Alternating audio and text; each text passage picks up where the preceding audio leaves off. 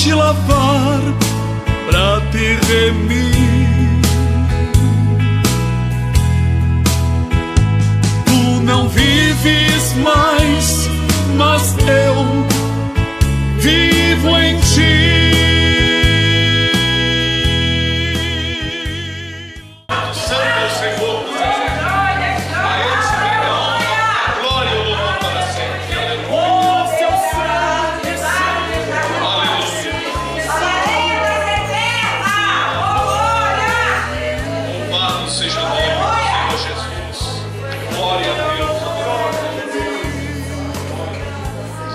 Bendito seja o nome do Senhor. Com o seu sangue santo e precioso. Existe, irmãos, um Deus que não castiga.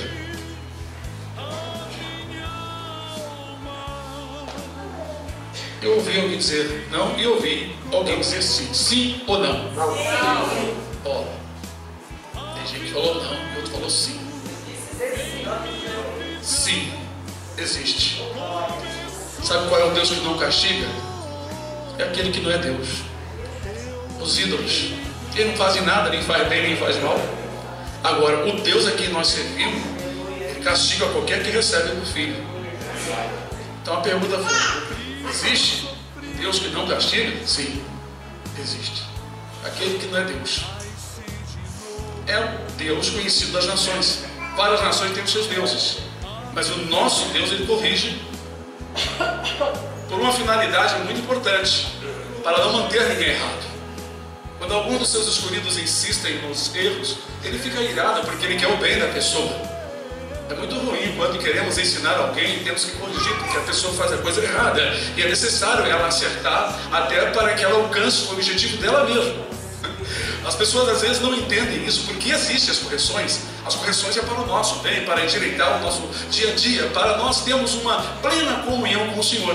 Se as correções não existirem, se elas não forem ditadas pelo Senhor, nós vamos andar tropeçando e cambaleando como ébrios. Então precisamos entender que isso é muito importante em nossas vidas. Temos estado num tempo em que se prega um Deus muito bonzinho. Quase não existem exortações nas igrejas. Quando alguém vai exortar, parece que está brigando, né? Mas nós temos que falar o bom caminho do Senhor, ensinando a disciplina. Porque uma boa disciplina e bem ensinada mantém alunos e filhos de Deus também bem disciplinados e polidos, educados, comportados. Por isso nós insistimos sempre em ensinar a palavra. Infeliz é aqueles entre nós aqui que não dá ouvido ao que nós ensinamos e não coloca em prática. Eles são infelizes. Não vou dizer quem seja, cada um julga a si mesmo, né? Mas precisamos atentar para a boa palavra. Como eu falei outro dia, em qualquer coisa que você vai fazer nesta vida para ser um profissional, você vai ser corrigido pelo professor, por aquele que passa a prova, por aquele que te instrui. Observando que você não fez a coisa certa, o que ele faz é chama a tua atenção, um bom sentimento, né? Não com aquela dureza. A não ser quando o aluno insiste em fazer a coisa errada e não dá atenção nas coisas certas. Aí o professor, observando, ele fica até irado com o aluno. Eu acredito que isso acontece na nossa vida, no dia a dia. Deus também é assim, Ele examina o coração, não somente o comportamento externo, mas o interior. Quando observa que alguém não dá atenção no que ele está falando, então a coisa fica diferente, porque Deus, ele é compassivo, ele é tardio, ele é longânimo, mas ele tem um limite. Às vezes as pessoas pensam que a bondade de Deus para com uma pessoa que erra é sem limite. Não, tem limite. E esse limite termina quando ele julga por bem não fazer mais nada. Nós vamos então aqui nas Escrituras ler uma história assim, né? No tempo do profeta Jeremias. Como o Senhor parou de querer abençoar, parou de querer prometer bênção, porque havia uma insistência nos corações. Ele observou isso, porque Deus, ele sonda o seu coração. Quando você vai diante dele clamar, vai pedir bênção, ele julga rapidamente toda a tua vida. Como é bom ter um coração bondoso, como é bom ser um filho amado, como é bom não fazer coisa errada fora dos pais, ou fora dos irmãos, ou fora do pastor. Será que quando você está em outro lugar, você é igualzinho quando está perto de mim? Eu já vi pessoas se transformar perto de mim, ficar uma seda, mas já vi de longe, sem me ver, a pessoa agindo de forma bem diferente. Então é muito importante nós, em qualquer lugar, sermos iguais. Por quê? Nós somos observados pelo Senhor. E quando nós vamos diante dele, ele já sabe tudo o que está acontecendo em nossos corações. Até lá no profeta Isaías 58, ele disse, né, que se o povo dele, né, atendesse o necessitado, abrisse a mão ao faminto, ao pobre, vestisse o nu, né, antes que clame, eu responderei. Quer dizer, Deus já está vendo toda a obra da pessoa, aquela coisa linda, e o Senhor já está com a bênção na mão. Então nós vamos ler um texto em Jeremias 14, em nome do Senhor Jesus. Tinha outro texto, já estava preparado, quando o Senhor, o Espírito do Senhor, me falou fortemente, porque ontem à noite fiquei estudando um pouco, e já tinha tudo preparado. Mas quando foi hoje pela manhã, Deus me deu outro assunto, né? Glória a Deus por isso. Aqui está em Jeremias 14, a partir do versículo 1 até o versículo 10. A palavra do Senhor que veio a Jeremias a respeito da grande seca. Anda chorando Judá, e as suas portas estão enfraquecidas. Andam de luto até o chão, e o clamor de Jerusalém vai subindo. E os seus mais ilustres mandam os seus pequenos buscar água. Vêm às cavas e não acham água. Voltam com os seus cântaros vazios, e envergonham-se, confundem-se, e cobrem a cabeça, por causa da terra que se fendeu, pois que não há chuva sobre a terra. Os lavradores se envergonham e cobrem a cabeça, porque até as servas no campo parem e abandonam os seus filhos, porquanto não há erva. E os jumentos monteses se põem nos lugares altos, sorvem o vento como os dragões, desfalecem os seus olhos, porquanto não há erva. Posto que as nossas maldades testifiquem contra nós, ó Senhor, opera tu por amor do teu nome, porque as nossas rebeldias se multiplicaram, contra ti pecamos. Ó esperança de Israel, Redentor seu no tempo da angústia, porque serias como um estrangeiro na terra, e como o viandante que se retira a passar a noite? Porque serias como homem cansado, como valoroso que não pode livrar? Mas tu estás no meio de nós, ó Senhor, e nós somos chamados pelo teu nome. Não nos desampare. Assim diz o Senhor acerca deste povo, pois que tanto amaram afastar-se e não detiveram os seus pés. Por isso o Senhor se não agrada deles, mas agora se lembrará da maldade deles, visitará os seus pecados. Vamos ficar até aqui, vamos falar um pouquinho sobre por que Deus falou isso. Amaram tanto o afastar-se, eles insistiram em continuar não dando ouvido aos conselhos e continuar indo para a frente dos seus caminhos pecaminosos. Isso acarretou um futuro de juízos. Sabe o que é quando a pessoa vai amontoando um pecado sobre o outro e parece que tudo está certo porque não lhe acontece nada, mas chega um tempo em que o Senhor não quer mais perdoar. Eu vou ler alguma coisa que eu mesmo escrevi em casa. E sabe, quando eu começo a escrever, sinto um calor, o Espírito me toma ali no momento, porque o Espírito Santo do Senhor tem visto o que está acontecendo na terra, no meio de muitas igrejas, o que os pastores e falsos profetas andam fazendo. Escutem, as pregações dos dias finais consistem em receber só benefícios de um Deus que não pune o pecado. Pode ouvir por aí as mensagens na internet. É só bênção, só bênção. Tem gente que só põe canal só contando vitória e bênção. Vou ler novamente. As pregações dos dias finais consistem em receber só benefícios de um Deus que não pune o pecado, de um Deus que não castiga ninguém. Essa é a mensagem dos últimos dias. Mas será que é assim mesmo? Ou está havendo omissão dos profetas modernos que seguem o mesmo modo antigo? Jeremias, tendo compaixão do povo, então intercede por ele a Deus. Mas o Senhor declara a Jeremias que não atenderá a sua intercessão, dizendo o porquê da rejeição. Vejamos, lemos aqui um texto. Lemos aqui um texto em que Jeremias suplica ao Senhor. Não está o Senhor no meio de nós? Não somos o teu povo? Jeremias estava suplicando e intercedendo a favor do povo, porque Jeremias amava o povo, mesmo sendo maltratado por aqueles reis e os homens do exército. Jeremias amava, ele não queria maldição para ninguém. Tanto é que o livro de lamentação de Jeremias foi uma lamentação do Espírito com um sentimento muito triste do profeta. Deus se apoderou do momento e deu a lamentação de Jeremias. Muita gente diz, Jeremias era um homem chorão, queria que muitos pastores fossem como ele, compadecendo de verdade do rebanho, porque quem se compadece do rebanho de Deus, prega a verdade, não omite a verdade.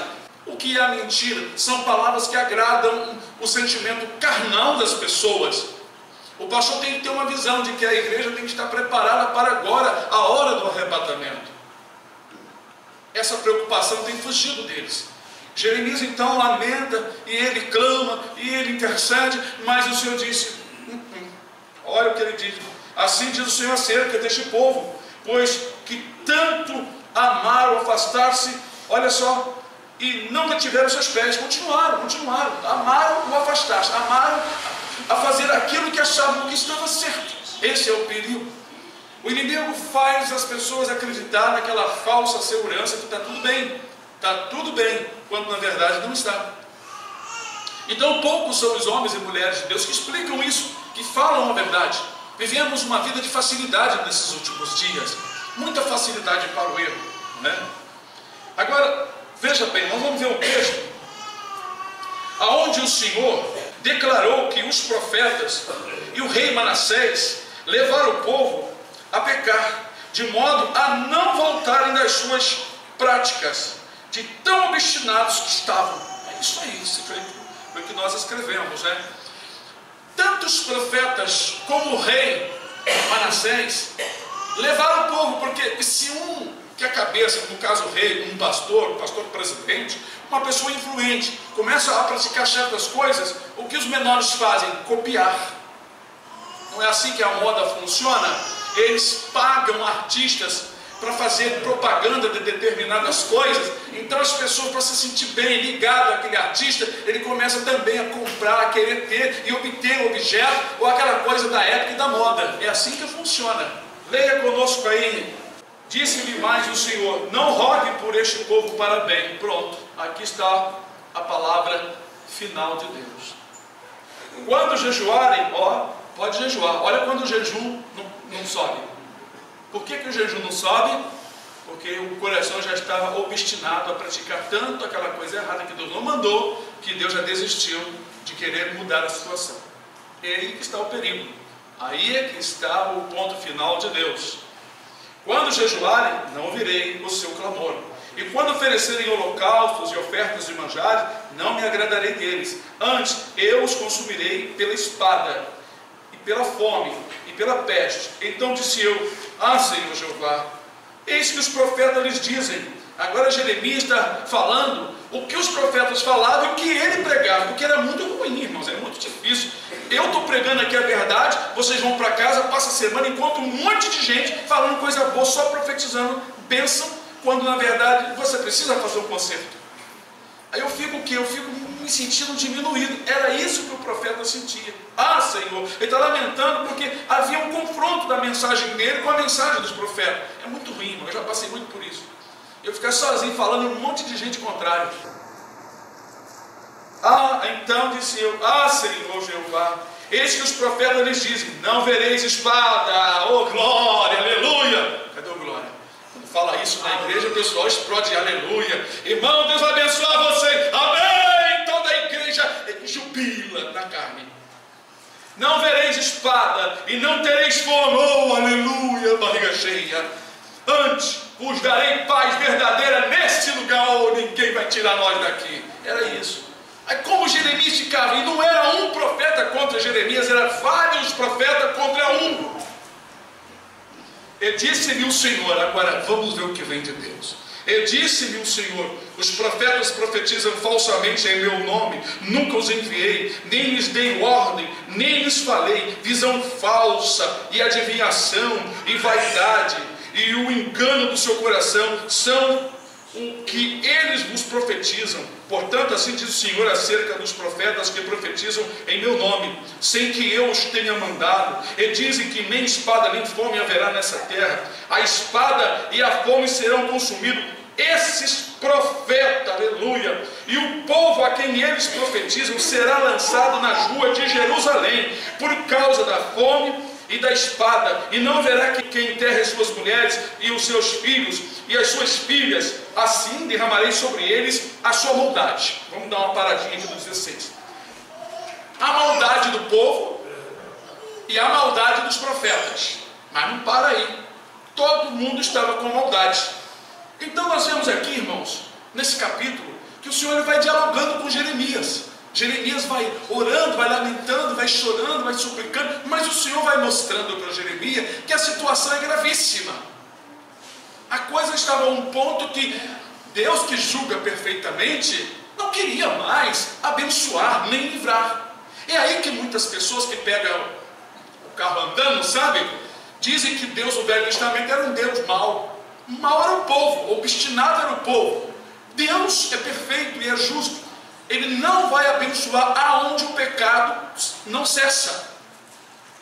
Por isso que a mensagem dos apóstolos era esta: arrependei-vos e convertei-vos, para que sejam, para que assim venha o tempo, o refrigério, refrigério são as bênçãos, né? Aleluia. Agora, capítulo 15, versículo 4, veja bem: entregá-los-ei ao deserto em todos os reinos da terra, por causa de Manassés, filho de Ezequias, rei de Judá, por tudo quanto fez em Jerusalém. Aleluia. Só esse versículo, só para vocês entenderem que a passagem que eu estou lendo, ela tem uma continuação, ela vem vindo, ela vem falando. Eu estou pegando um trecho aqui em que Jeremias intercede pelo povo, e o Senhor continuou no capítulo 15, informando a Jeremias os pecados incrustados nos corações do povo, dos profetas e do rei. Uma coisa estava grave. Agora imagino quantas igrejas, quantos pastores estão como este rei, aleluia, que na verdade também queimou seus filhos, levou a Jerusalém a praticar coisas abomináveis. Quantos pastores nos finais dos tempos e líderes religiosos têm levado o povo a acreditar em mentira e transmitir mensagens falsas de paz, mensagem de tranquilidade, de abundância? Irmãos, é uma coisa terrível. Esse ano em Pernambuco eu estava vendo uns profetas falando, uns pregadores, tem um monte de profeta na internet, tenha cuidado com eles, falando que o Brasil vai ser o celeiro do mundo, e aqui a fartura, todo mundo vai vir para cá, vai haver muita fartura. E, irmãos, profetizou tanta bondade, tanta prosperidade, que deu nojo de ouvir. E falam língua estranha e fazem o povo acreditar neles. Igualmente os profetas do passado faziam o povo acreditar neles da forma como eles transmitiam. Como Hitler, vocês sabem que Hitler, ele recebia educação para fazer aquelas encenações com o braço e fazer aqueles gestos, vocês sabiam disso? Ele não fazia nada daquilo, tinha um homem que ordenava ele a fazer, então que causava um impacto no povo. Ele fazia aqueles gestos, aquilo tudo era ensaiado para que o povo fosse atraído aquilo ali. É o que muitos pastores e pregadores fazem, irmãos. Eles não transmitem a verdade, mas transmitem uma palavra profética de uma forma persuasiva. Então nós vemos neste texto que o Senhor disse a Jeremias para não orar pelo povo para bem. Mas o apóstolo Paulo disse assim: orai por todos. Não, você pode orar por todos, até por pessoas que você não conhece, você ora.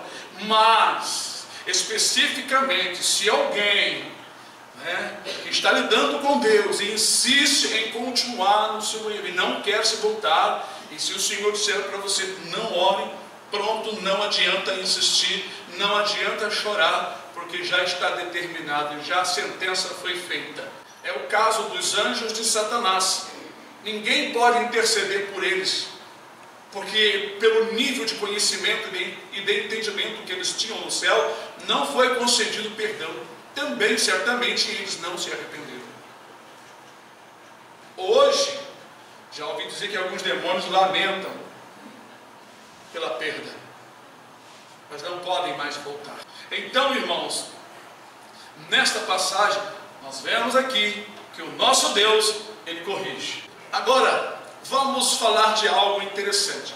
Porque o Senhor determinou destruir naquela época Jerusalém e entregar os que deveriam ir para a morte e os que deveriam ir para o cativeiro? Por que Deus fez isso? Deus é muito justo. Ele não faz só porque Ele está com raiva, estou com uma raiva desse povo, vou destruir todo mundo, não quero saber mais. Não é assim não. Tudo é muito controlado e feito na ponta do lápis. Certa vez Deus mostrou 2 cestos de figos.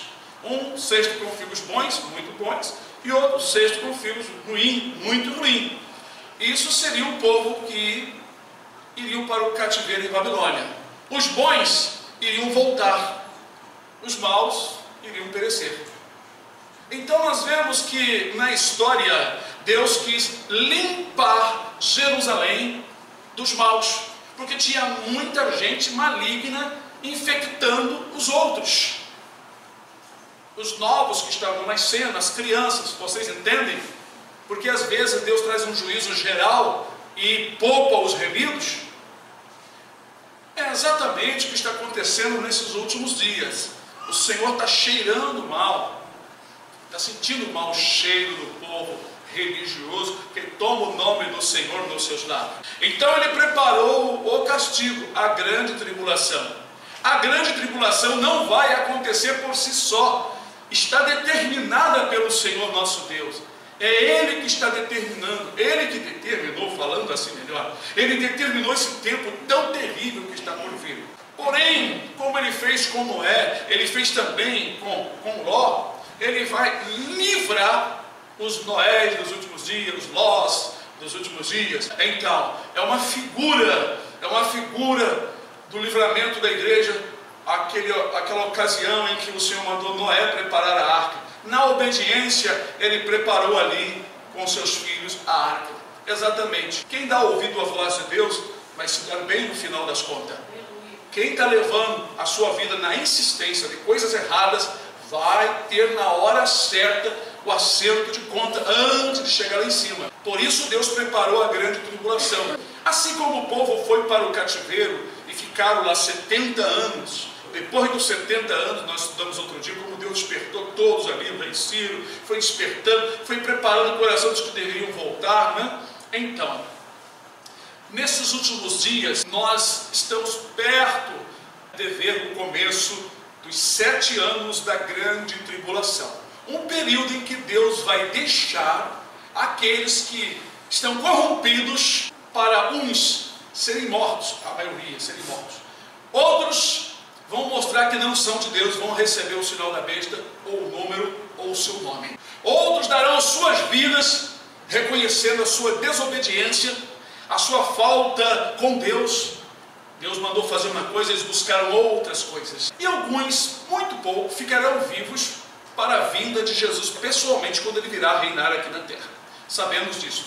Ficarão vivos um punhado das nações ímpias e um punhado de gente que não vai receber o sinal da besta, nem o número, nem o seu nome. Esse período, então, é muito parecido com os 70 anos do cativeiro em Babilônia. O voltar para Jerusalém significa que, passando os 7 anos da grande tribulação, o Senhor vai restaurar a terra como deveria ser no tempo de Adão e Eva.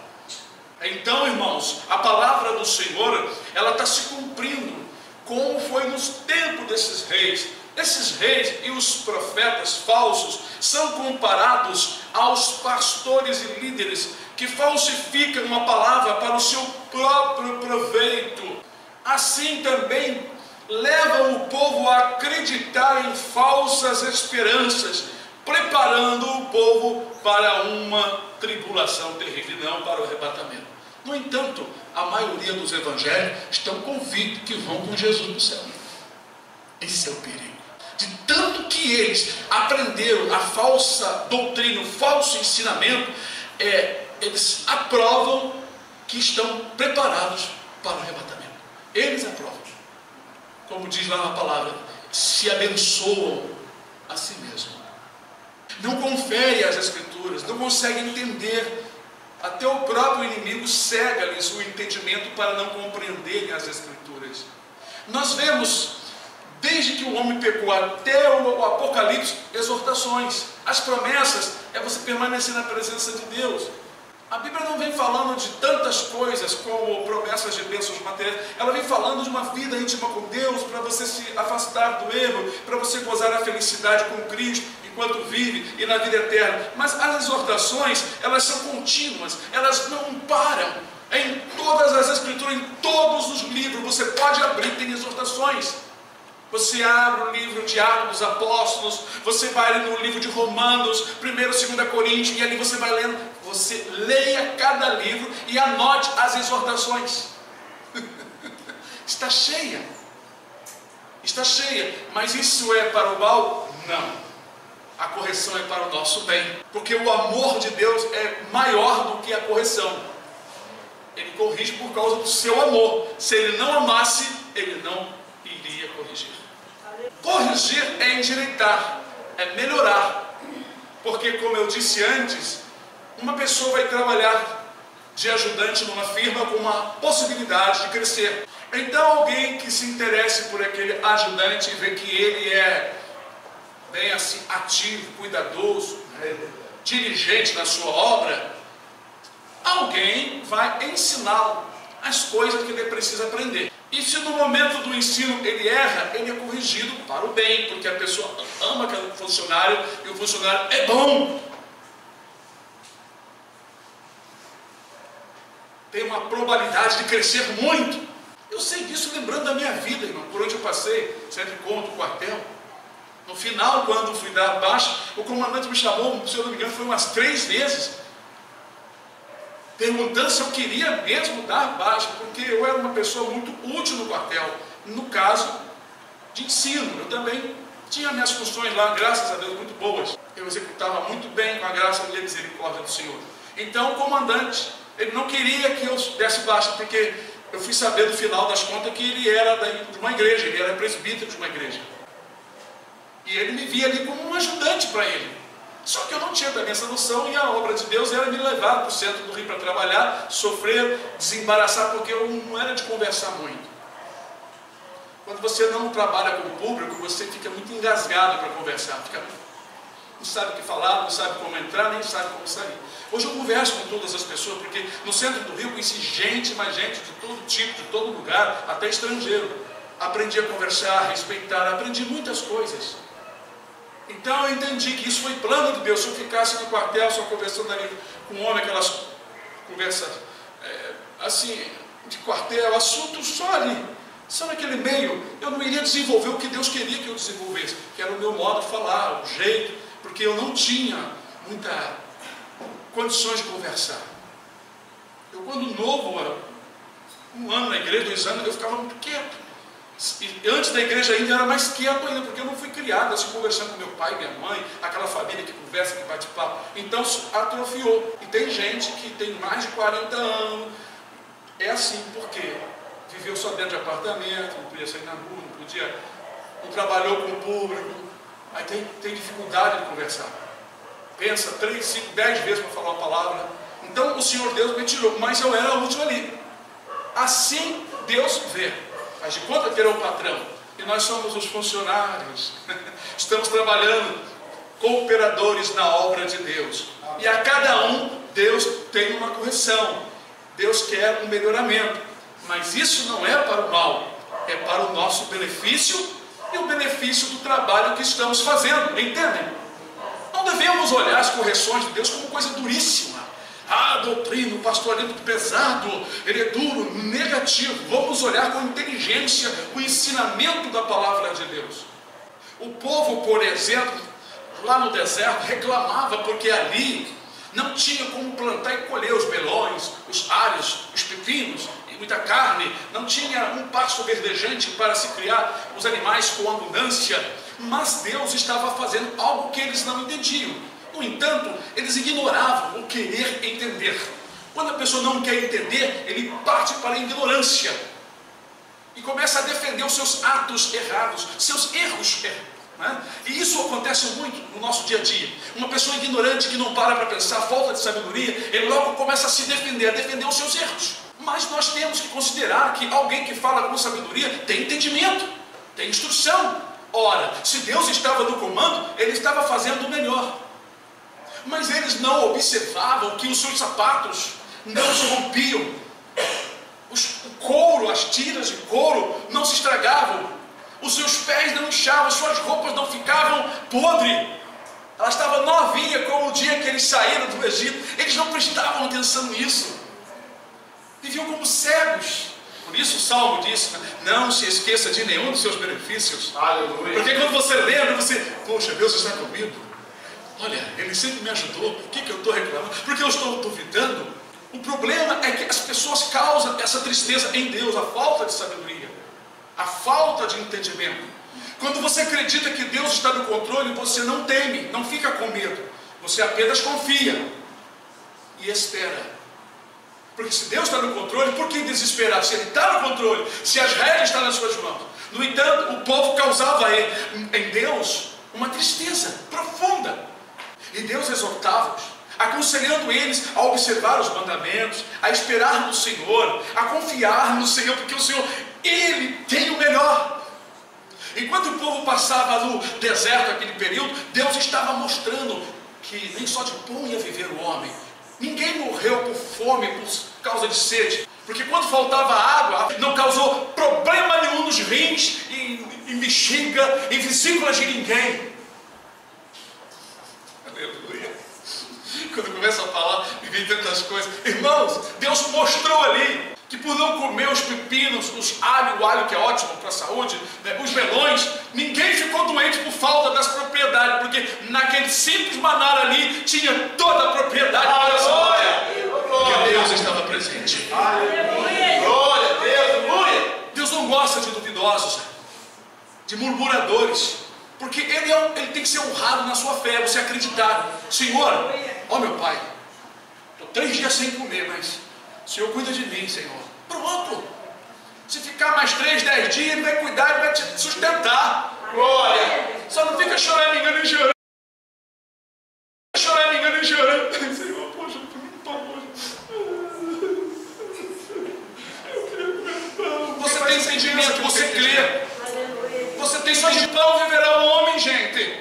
Mas de toda palavra que sai da boca de Deus, sabe o que é? A palavra de poder. Eu te sustento. Eu te sustento. E Deus sustenta.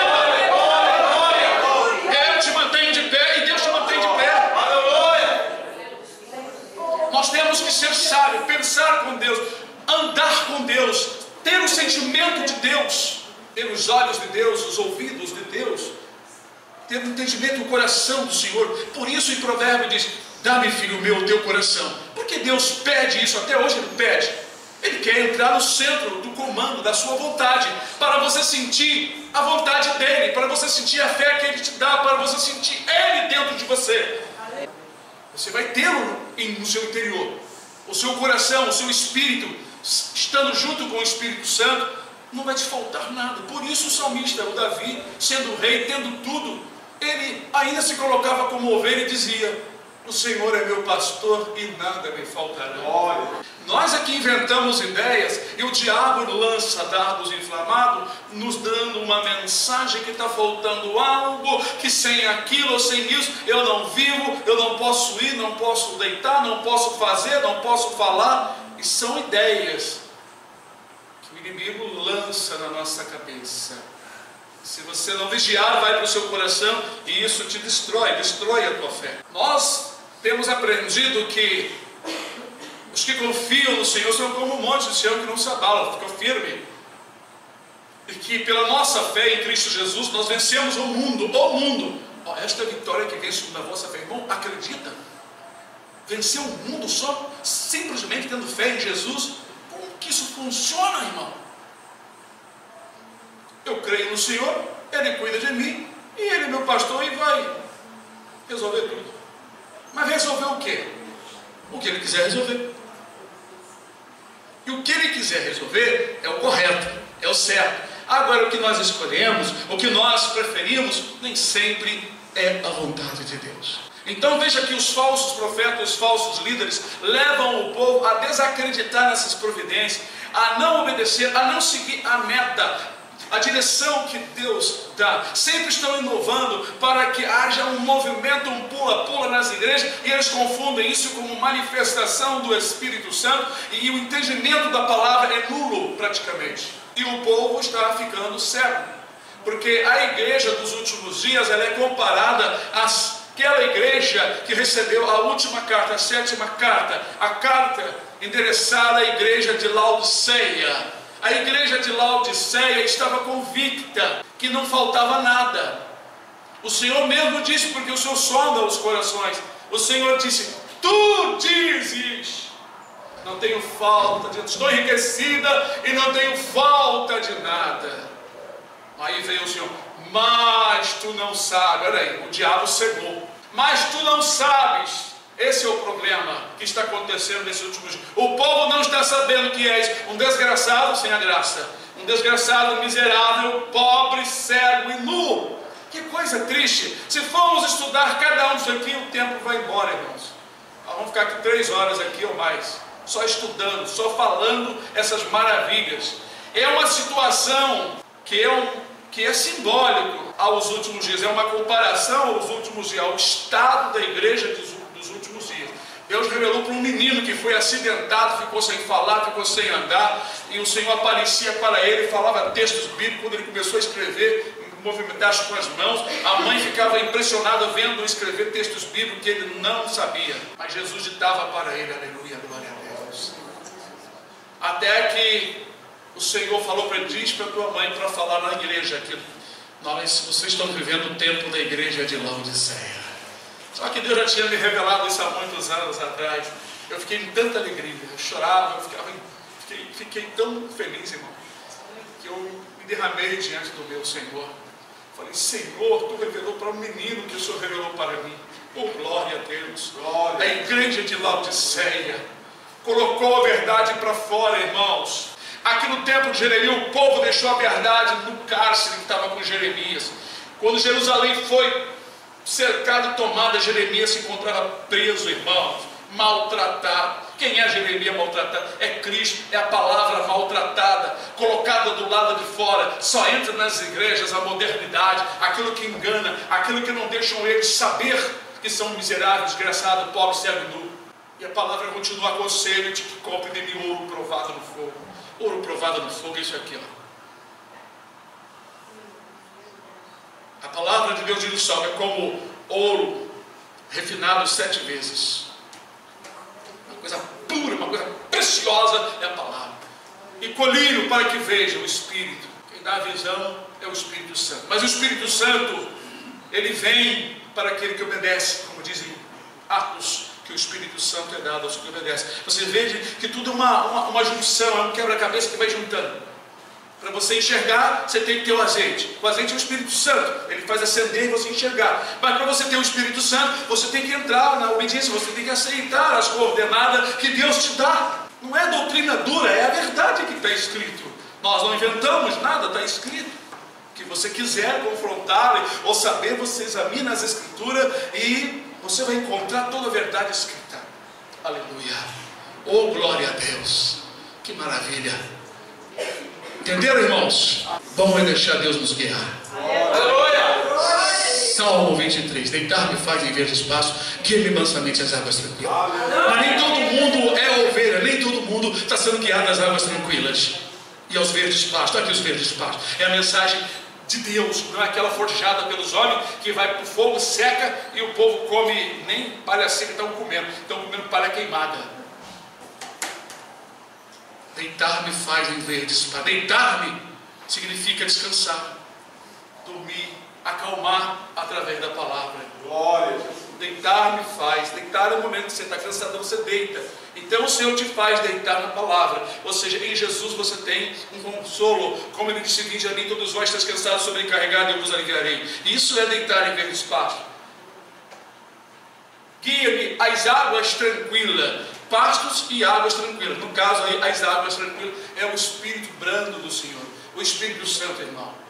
Não é espírito que sacode ninguém, vai na macumba e joga no chão rolando, não, como está aí na internet, aí um monte de igreja aqui no Brasil e fora do Brasil. Depois que os Estados Unidos semeou esse lixo, invadiu várias igrejas cujos pastores não têm entendimento. Estão cegos. Amém? Amém.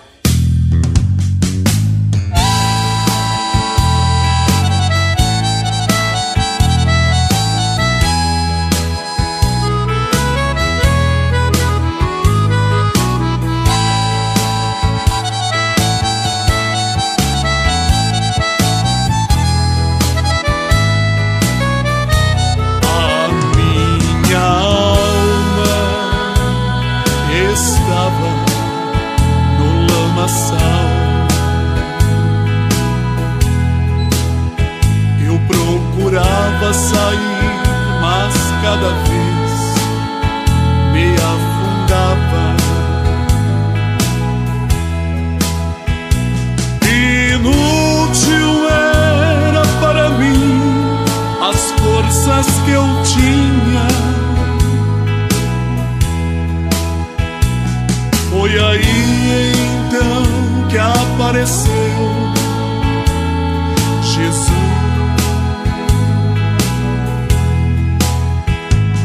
E falou suavemente ao meu coração e estendeu sua mão e salvou da aflição.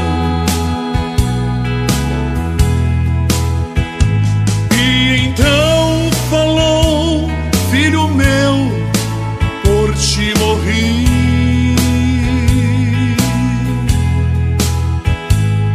Meu sangue verti pra te lavar, pra te remir.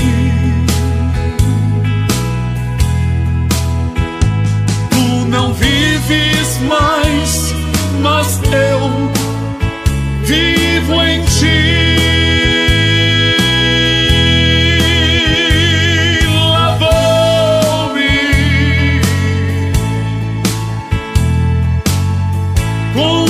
Sangue santo e precioso lavou-me, lavou-me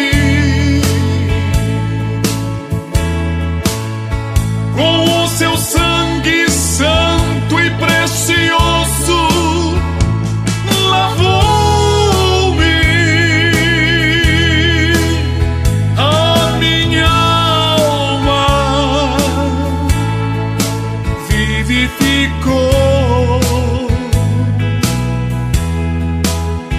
Avivamento em minha vida começou. Deu-me vida em minha vida,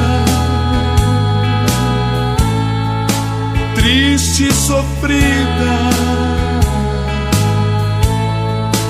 Nasci de novo. Avivamento começou. Jesus morreu.